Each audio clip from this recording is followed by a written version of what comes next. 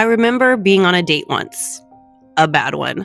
The man had introduced himself as a comedian, and I kept waiting for him to get funny. Instead, he complained a lot.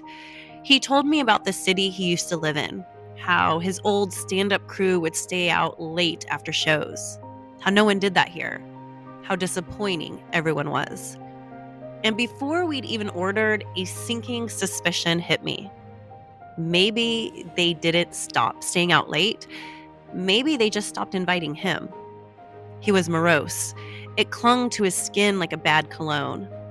I escaped to the bathroom, pulled out my phone, and almost texted my friend. How long do I have to stay to be polite? And then, right there in the fluorescent glow of that cheap restaurant bathroom, it hit me. I can just leave. I don't have to ask for permission. I don't have to explain. I don't have to stay somewhere that drains the life out of me just to be nice. So I raised my chin, walked back to that table, and said calmly, I feel complete in our encounter. And then I left. No apology, no over explaining, just me choosing me. Finally.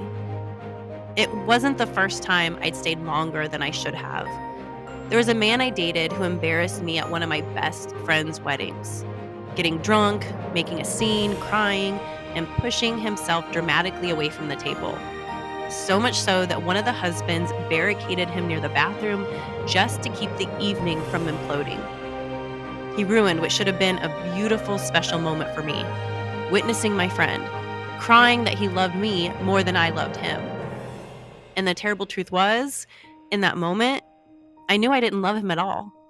But his mother had just died, and somewhere in my head, I decided that my discomfort didn't matter. That kindness meant staying.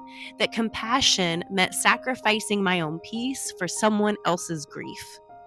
I didn't leave. Not right away.